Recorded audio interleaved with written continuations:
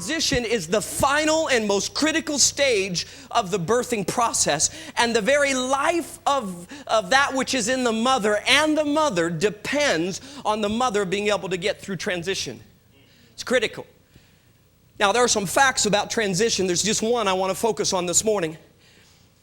And here's the fact that transition is both a place and process of change and pain.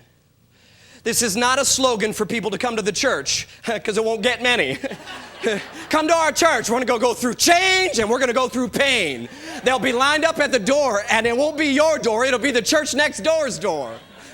But friend, in order for you and I to do what God's called us to do, we got to get through transition. And transition is a place of both change and pain.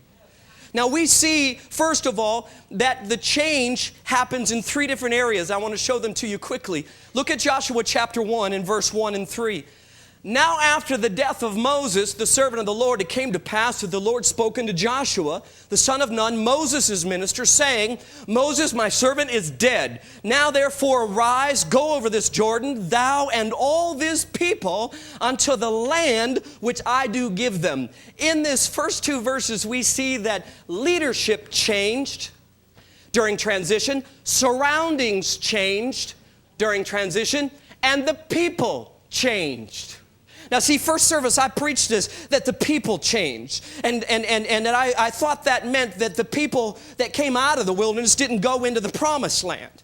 And all that's true. God was showing me back in the office there that the transition of people was you, the people. You got to go through a transition. You've got to shift identity from a slave to a free person. See, and you will never possess your promise as long as you feel like you're a slave. You'll never walk in destiny as long as you don't feel you're worth it.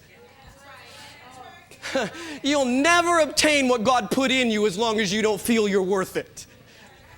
So God shows me back in the office a new revelation that the change in people is each and every one of you and I are going to have to go through a change to make it through transition. We used to wear a suit, have our own parking space, sit in our own seat, have our own usher give us our own water, do it the own way, have our kids escorted out, have lunch ready for us when we get done. Guess what? The apple might not be on the table when you get here, okay?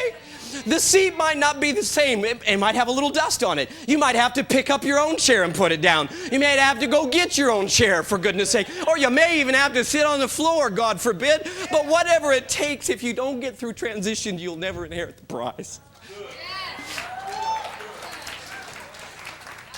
So God shows us that the leadership changed. Now, it was fascinating that the leadership, here's one thing that God showed me. Vision that comes from man will die with man.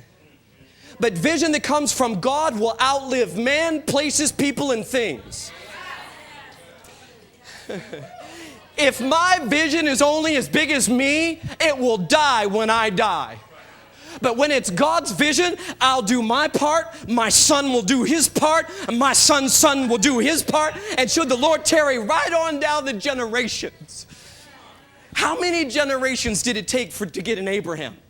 How many generations did it take to get an Isaac? How many generations did it take to get a Moses? How many generations did it take to get a Pastor Roger? How many generations did it take to get a Patricia? How many generations did it take to get you? You are the end times generation equipped to take your land. Now get up and go take your land.